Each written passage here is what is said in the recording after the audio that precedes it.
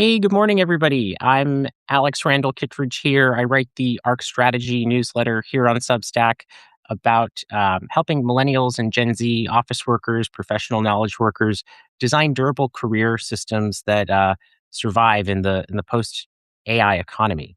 I'm here this morning with Ilias Contreas from the Free Entrepreneur. We're going to have a discussion loosely entitled, um, the free entrepreneur startup grade growth without losing your life, if that's at all possible. So I'll turn it over to Ilias to just give us a brief introduction this morning on what his Substack is all about and how he got to where he is today. Hi, everybody, and hi, Alex. Hope everybody is well. And yeah, I could say that life brought me to make some tough decisions. I would say because I could just stand with what I got, developing my businesses, and step by step, I understood that just making money was not the only goal that I could reach in life. So I started to change my standards to make my life be more the way I could imagine it. And I got some risks. I started to take some decisions that were counterintuitive for maybe most of people, but that brought me to a life where I feel I have the control of what's happening and what's gonna happen in the future. Maybe it might not be perfect for a lot of people, but I feel like it's kind of worth it, and it's good to wake up knowing that you are deciding your own path, and that is actually very, very, very close to what your ideal looks like. Yeah, no, I'd love to dive into that a little bit deeper. I think, most people when they have a company or when they're a founder, we're taught to sort of, whether it's business school or not, you're taught to optimize for revenue. And it sounds like you optimized for freedom instead. What was the sort of breaking point, or when did you realize that, the old definition of success that maybe folks are taught wasn't necessarily working for you? I think it's important to say that I didn't have a standard path for especially Americans who go to a specialized university to make Hmm. business, and then maybe they start working for a very big company and then they open their own company. But coming from my country, Italy, where it's also very, very difficult, now a little bit more, but especially when I started, it was not so normal to get founded by someone Right. because you had a good idea that people could invest in. So things are changing now with angels, investors, and stuff like that that are kind of globalized, at least more globalized than when I started. But in my context was very, very different. So for me, becoming an entrepreneur was more like a step by step process. So I started to work as a bartender actually Hmm. to pay my bills while I was studying university. University, I was doing psychology, so nothing to do with business, marketing, or that stuff. And from there, I understood that I wanted more. I wanted to create something in my life. And the path that I saw that could be possible for me in that position was to open my own club. So my first bar was actually my first little business, Yeah. and from there I opened other things that gave me the possibility to scale until I made up a business that was made of 40 plus people and was making a few millions of income per year and was growing year by year. And from there, at that point, I understood that just having that business was not everything I wanted. So during one of my trips, I met Costa Rica, where is actually the place that I'm living and that you are seeing in the background. It's beautiful. And yeah, and summer all over the year. I think that especially in this period of the year for you in the States might be something nice to see and think about. So when I met this country, I saw a lifestyle that was interesting for me. and I tried to test living here, Mm. and I understood that my life could be so much different from the one that I had in the city. I was living in Rome and after in Milan, so even if people who are watching this video might not have seen them, but they are kind of big cities, if even if not big as New York or Los Angeles. And nothing. I started to reorganize my life, my business, to make it possible for me to detach from the office and to start living from here and to have days just the way that I wanted. Of course, this decision is what I was talking about before.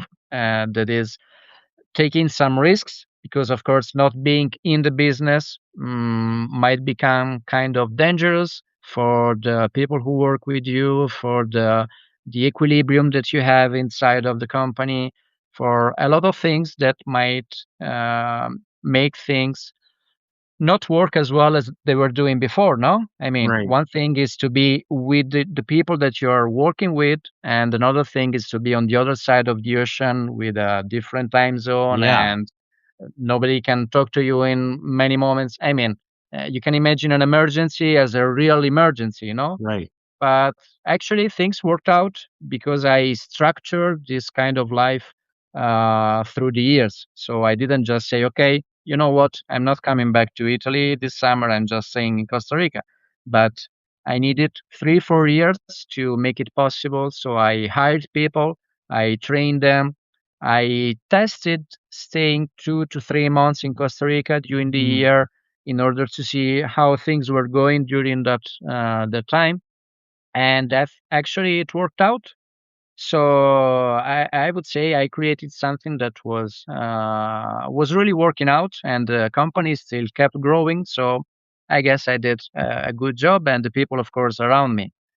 And then the following step was actually to sell my quotes in 2024 and restart doing something new and beginning the process from zero again. That is one of those counterintuitive things, but I felt like I wanted to do even more something that I felt mine. So I'm right now I am in this process. So I'm curious, and I have a few questions from what you said. As you know, I'm American. I'm based here in New York, and sometimes we think of America as pretty entrepreneurial. Europe, is a little bit more of a social safety net. So some people argue that disencourages folks from being entrepreneurs. Do you agree with that, or do you find that life's pretty good in Europe? Why would you risk it and start your own business? Actually, Europe and Italy in particular is a place where entrepreneurs are not very well seen, I would say, Hmm. from one side, because there is a kind of social belief that the entrepreneur is the person who takes advantage of other people, who steals money, that doesn't pay taxes, and stuff like that. So there is a very negative atmosphere around Yeah. the name of the entrepreneur. And actually, even the state, so bureaucracy and laws and stuff, is not really helping entrepreneurial activities. So everything looks like you're doing something that you shouldn't do. Hmm. So it really feels like, and it's not only a personal opinion, but uh, being an entrepreneur, and I did a lot of marketing courses, business courses, administration courses. So I had a chance to meet a lot of other entrepreneurs in totally different markets from mine, and all of them agreed that it feels like kind of a war against the state, against other people, and probably it's not the very same in the United States or in other countries, but in Italy, having your job as an employee feels so much better than Hmm. trying to go through all these difficulties and problems. And uh, I heard sometimes people saying, if you do it in New York, you can do it everywhere. And I would say, if you can become a successful entrepreneur in Italy, then you can really do it everywhere. Oh, I like that. Yeah, yes. Oftentimes we associate New York with being tough, but to your point, I've heard European bureaucracy can be a killer. Especially I don't know. Nowadays, there are companies with the EU that try and sell products to different countries in the EU, but each country has their own rules and laws. There isn't really a uniform framework yet. I'm curious for your business. When you moved to Costa Rica, did you sell your business? I know you said you were running it for a while, but have you sold it, or are you still involved in the management of the company now that you're halfway around the world? And after 4 years, more or less, that I was already living in Costa Rica, having the business and still being in the business, I sold just my quotes. We were two partners, so we had 50% of those, and I sold actually to him my quotes, so I'm not involved anymore in that business. Got it. No, that makes sense. And I think I was reading some of your work. You wrote a piece called 12 Strategic Moves to Grow Your Business in 2026. And I was curious, you know, which of the two moves that you identified are sort of no brainers for maybe a one person business, for a solopreneur, or which are two that are maybe suited to more of a funded startup? For sure, I would say to find the bottleneck. I mean, being a solopreneur, of course, you are the Yeah. main bottleneck, but the main thing is to have the vision of what your business could become. So, of course, everybody who is a solopreneur has a choice. For me as well, right now in this new phase of my life, my professional life, that is to become a very good paid, very well paid professional, or to become actually an entrepreneur Mm, leveraging other people's work. Of course, this doesn't mean to stay on the beach drinking cocktails while other people are doing right. stuff, but is not to be just alone. Like as a solopreneur, you can be somebody that still has other people, has a team of people working with him, for him, and doing stuff. No, so I think it's very important, especially for solopreneurs, to understand where they are heading to. Because if you just want to be a very well paid professional, then you should focus your energy to certain things and maybe less on others. But if you're thinking of kind of scaling your business and so to make some processes uh, being able to be done by other people, then you have to think about, okay, what can be delegated of my work to other people? What will I need when it will be the right moment? So who do I need and how can I make these people or this person doing that stuff for me and with me.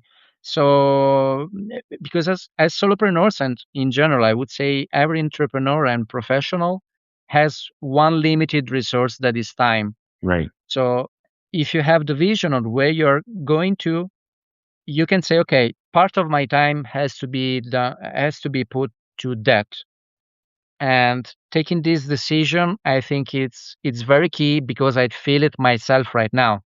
So it's very important for me when the energy might be not as high as in the morning when I'm surfing to say, okay, maybe I could rest right now. Maybe I could make more content. Maybe I could make some marketing for myself.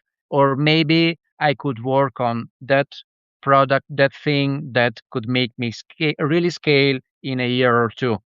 Hmm. So if you have that in your mind, the way you use your time can be very, very different. So point number one is this, understanding not just the actual bottleneck, but what could be the future bottleneck and work having Mhm. that in mind.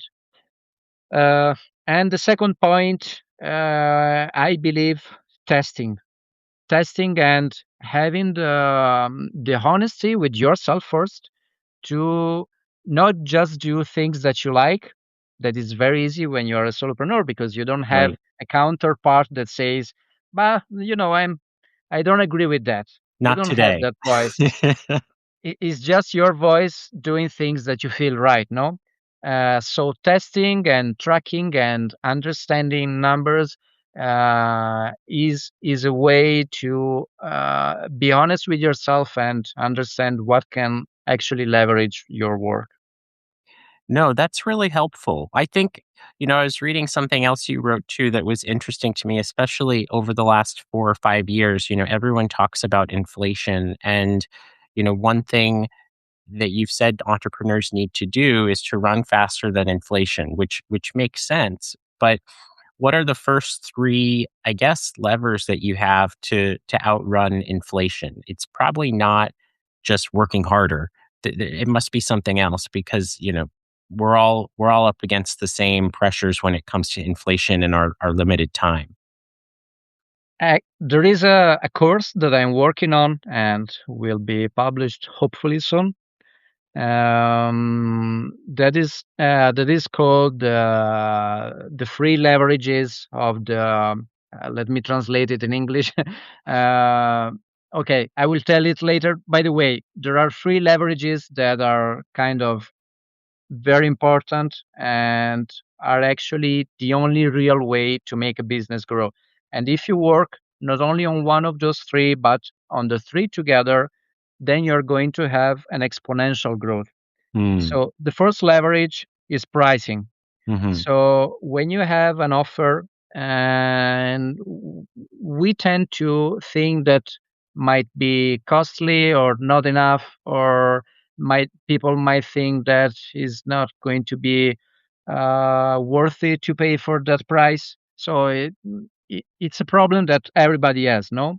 So the first thing that I would really focus on, and that it actually is what I do with my clients, so the companies that I consult, is to make tests on this thing. So if people really think that your offer, what you do, your service, your product is valuable, then growing even by 3%, 4%, 5%, 10% should be kind of no brainer. Right.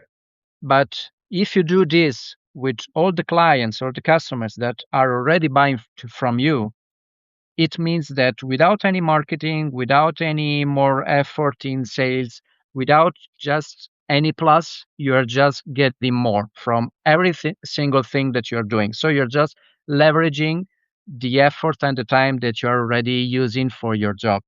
Okay. Of course, there will be a moment when growing and growing and growing your pricing, there will be some people saying, no, Right. I'm not buying that. Okay, Yeah. but what we should keep in our mind is that not 10 people on 10 should buy what we sell, because probably it means that our target focus is not that focused. Mm, So it's good to have maybe 70, 60, even 50% conversion rate, because that means that probably we are working more with our best possible clients and yeah. leaving behind those that are not really fit for us.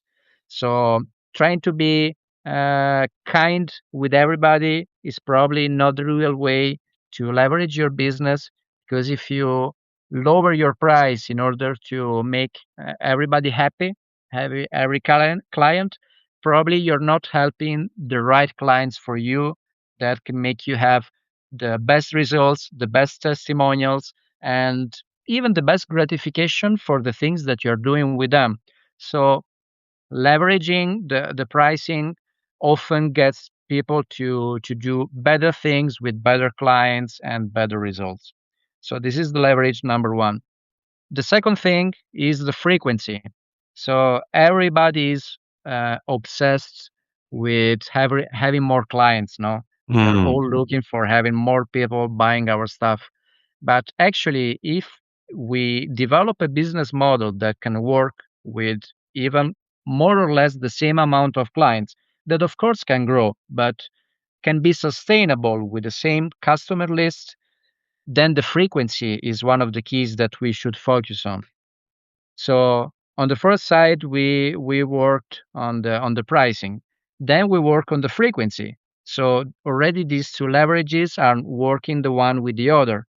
And then just in the end, the third leverage would be augmenting the number of customers. hmm. So if we have a better pricing, a good frequency that is getting higher, and then we even get more clients, The first two leverages will influence, of course, all the new clients that are getting into your list. So the three things actually work together, and this is why we talk about exponential growth.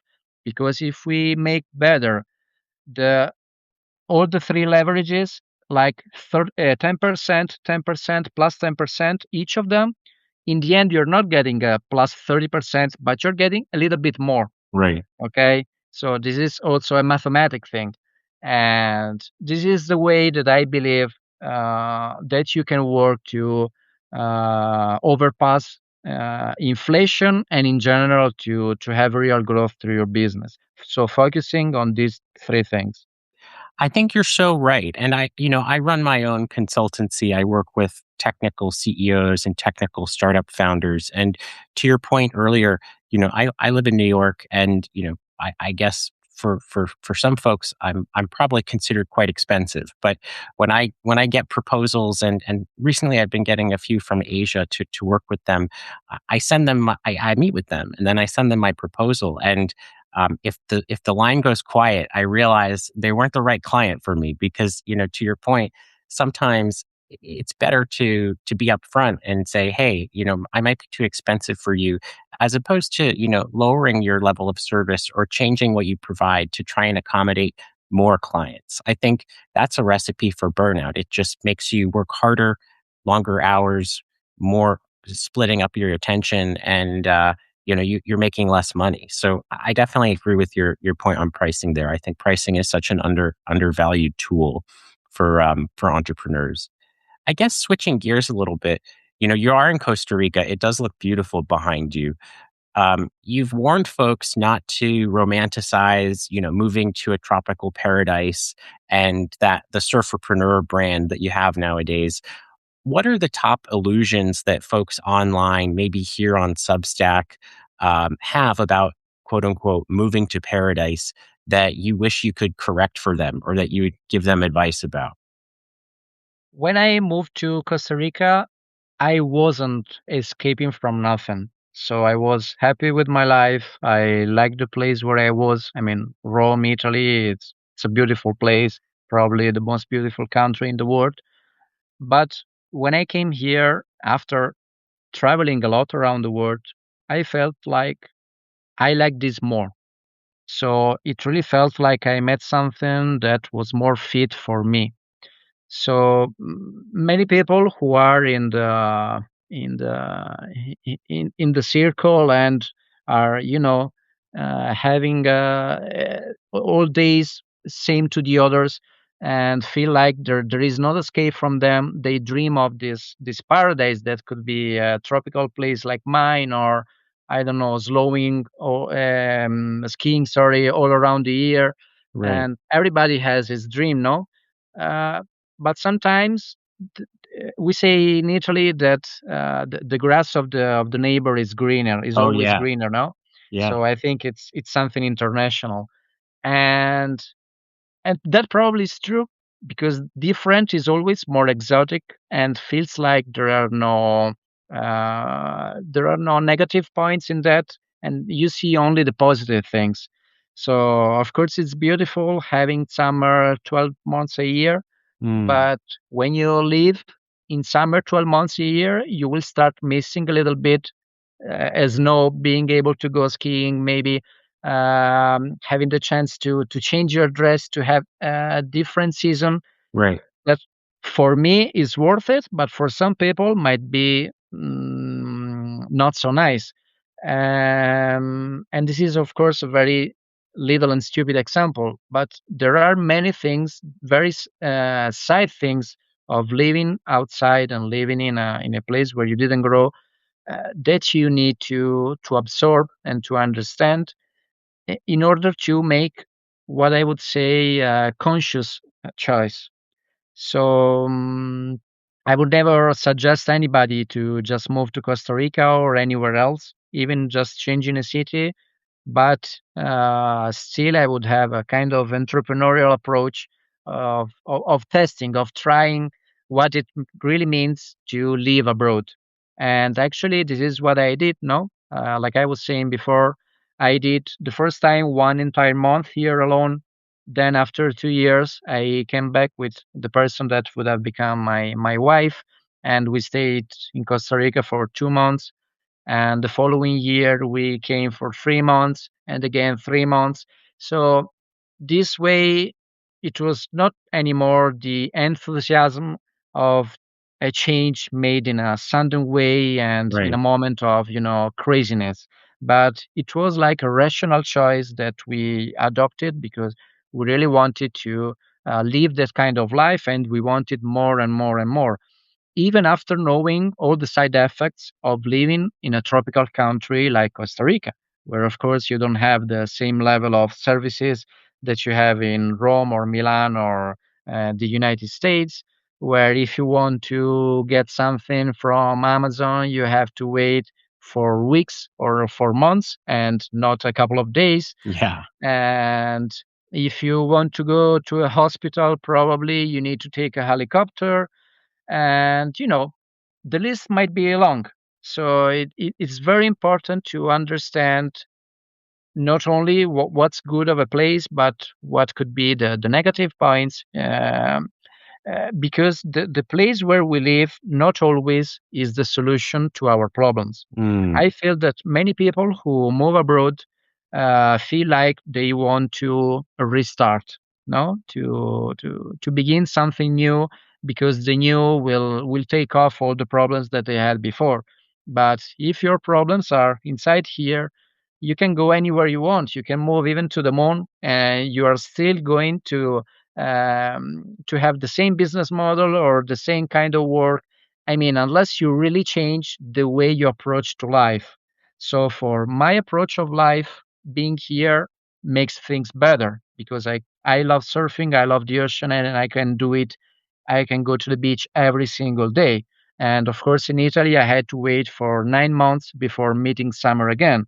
So this was a point that for me was very important, and I didn't like crowd. So here to meet a person, I have to walk probably for 500 meters or a kilometer. Mm. And there are things that are fit for me, so make things better for me. But as I was saying, I was not escaping a life that I hated. I just found a place that resounded better with my mentality and the way I wanted to live my life. So as long as people do a change with this kind of mentality, I think moving abroad can be a super success. Otherwise, if it's just, I hate my life, I hate the place I am, and I need something new, the risk to make a wrong move and even to find yourself in a situation that is even worse than the one you had before is very high. Yeah, no, I agree with you on that. I think there's a great phrase in English that I've heard a few times: "Wherever you go, there you are." So to your point, no matter where you go, you're the same person in all of those places. I guess for me personally, I have experience living abroad. I lived in England twice, and I think there's some research about that. If someone's lived abroad from where they grew up or their native country, it almost proves they're a little bit more entrepreneurial because they're choosing to abandon a previous life or the comfort and safety of home and really start over. I know when I moved to England, I don't know if it was similar for you when you went to Costa Rica. I moved to England with 2 suitcases.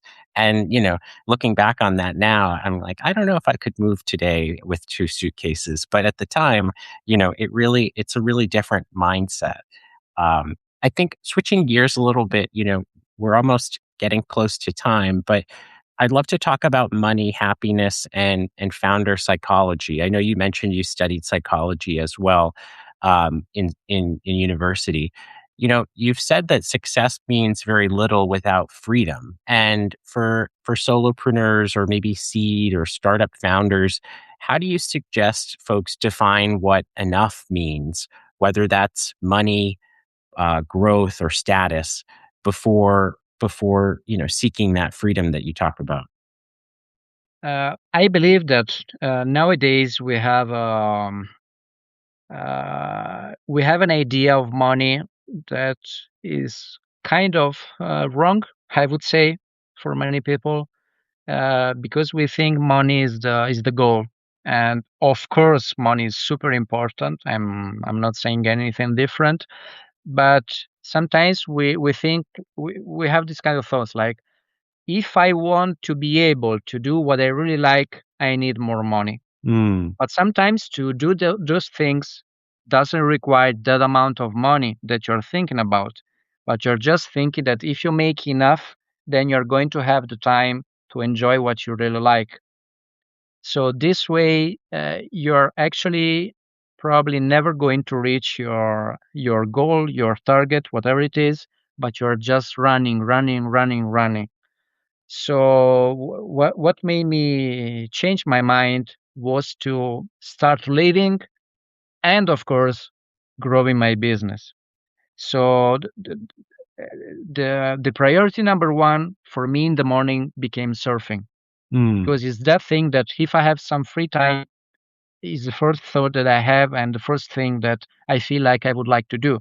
So for me, surfing for other people could be, I don't know, making a walk in the park or making a weekend off somewhere, going to play tennis. I don't know, whatever it is, staying yeah. with your partner. Everybody has the things that make them think, okay, this day was really worth living.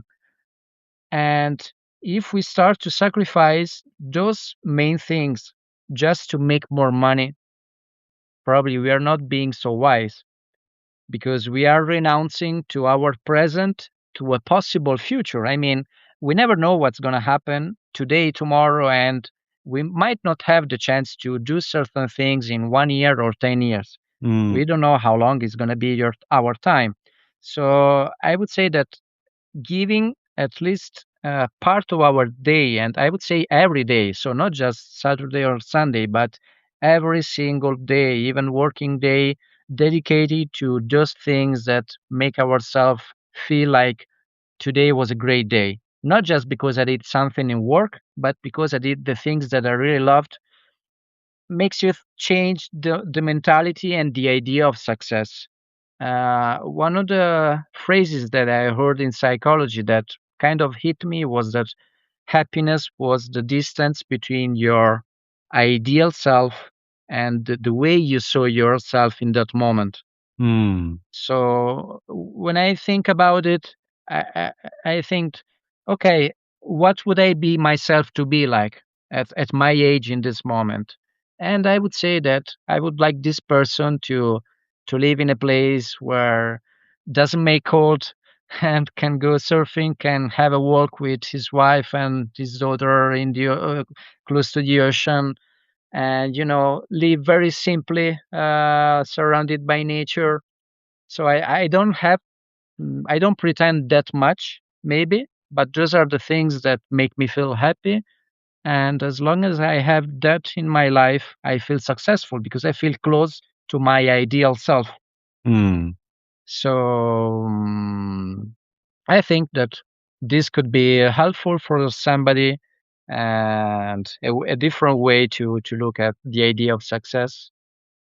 I guess going off of that, if you had advice for folks, what belief about work or money did you have maybe in your 20s or your 30s that you now see as actively dangerous for founders or entrepreneurs?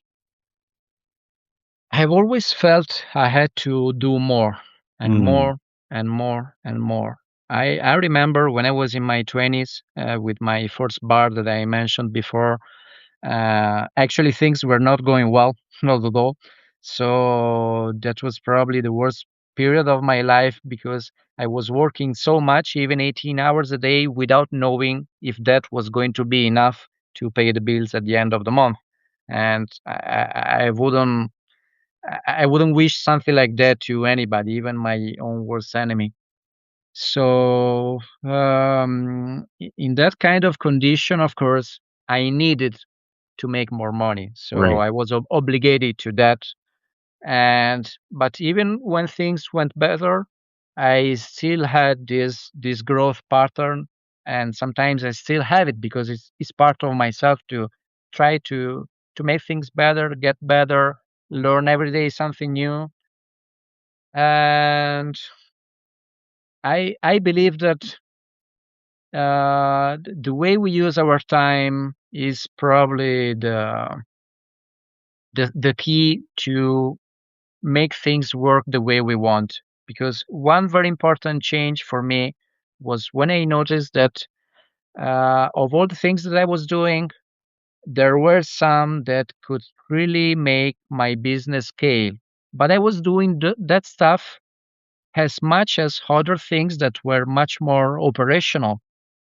And when I understood that and I started um, using more and more time for doing the things that were really important for my business and not taking care of the others because they were maybe urgent, but they were not so important to make it Right. grow and make it structure, then things change for me. So if I had understood that earlier, it would have helped me a lot. But sometimes you need to bang your head on the wall to really understand the lesson. And I think I did it a few times, even quite hard. Nice. No, I agree with you there. I think, I used to work for some very wealthy folks, and, no matter how much money you have in your wallet or in your bank account, we all only have 24 hours in the day. It's the same amount of time. So really, when you think of it that way, you can have all the money in the world, but you still don't have any more time than anyone else. And you really that's the real limited resource that we have, especially as entrepreneurs. No one seems to have enough time these days, especially with everything that's going on in the world. I think as we come to a close, I'd love to get some concrete advice, for the solopreneur or the entrepreneur who's feeling trapped by their own success. What is one uncomfortable but concrete decision that you challenge them to make in the next 30 days? I would say to renounce to some money to make things that they never did before.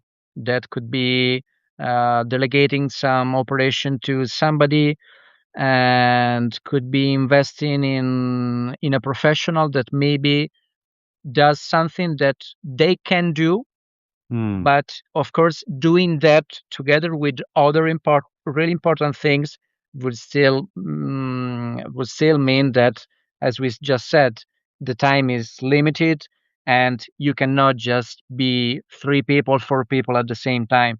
Sometimes I wrote these notes on Substack saying that delegating to people who were maybe for performing at my 60% Yeah. on some functions were still valuable because three people at 60, it means 60, 120, Right. 180% of what I could do. So it was still worth it if, of course, that delegation could free some time for me that helped my business grow. So probably this is the advice I would give to have the courage to get less in order to grow more. I think that's so important. I agree with you there. I actually was having a conversation with a founder who, had trouble delegating, and they would say, "Well, the standards of my employees aren't as high as mine. They can't do the work as well as I can do it." And I had to explain to them. I think us entrepreneurs or folks that work for ourselves, we're often some of the hardest workers, the hardest on ourselves potentially. And we have to understand that you can't always expect everyone else to work at your standards. Maybe you just solve the problem for us. If you work at 100% and your employees work at 60, well, you just need four employees. And maybe that's the secret. Exactly. Exactly. Because the most important resource that we have is time, as we said many times during this conversation. So three people, four people, in the end, will make more than you can do just alone by yourself. And if we start looking at this way, I think the idea of delegation won't be anymore that scary. I mean, it's normal that for our business, we are the best one in the world because nobody is going to care as much as we do to what we do. So it would be strange the contrary, no? So if we accept that other people will make mistake, but still will make more that we could do in that very same time, maybe it's easier to accept those mistakes and those lower performances. In Costa Rica, there is a say that is pura vida. This is the country famous Mm, for pura vida. Translated literally, it means pure life. But living here after a few years, you understand that the real meaning is don't care. Like it mm. doesn't matter. So having this kind of approach to business and delegation in particular can be very helpful. Like they will make mistakes. Who cares? Yeah. Because if they were not doing those mistakes, it would have meant that I had to do that work instead of using that very same time to do something more important or even to spend some times with my daughter. So who cares? Pura vida.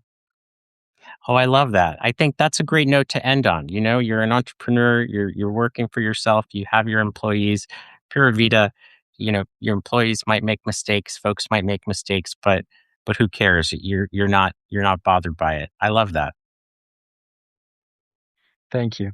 And in the end, if we want to grow ourselves, grow the business, of course, part of the job has to be training those people, so helping them to do better. So you can't just say, okay, I need you to do that for me.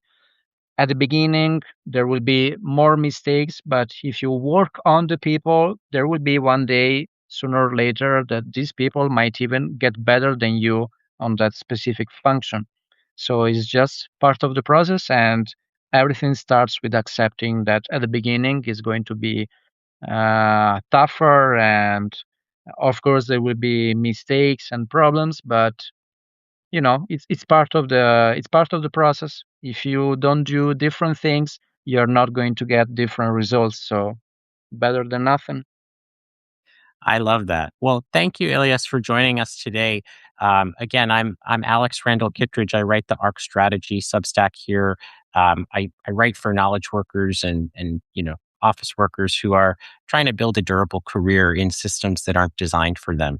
I was joined today by Ilias Contreas, the free entrepreneur. He definitely has a better schedule than I do. He was out surfing this morning before taking this interview. So I'll let you get back to beautiful Costa Rica. Have a good day. Thanks for joining us. Thank you. You too. Bye. Bye, everyone. Bye.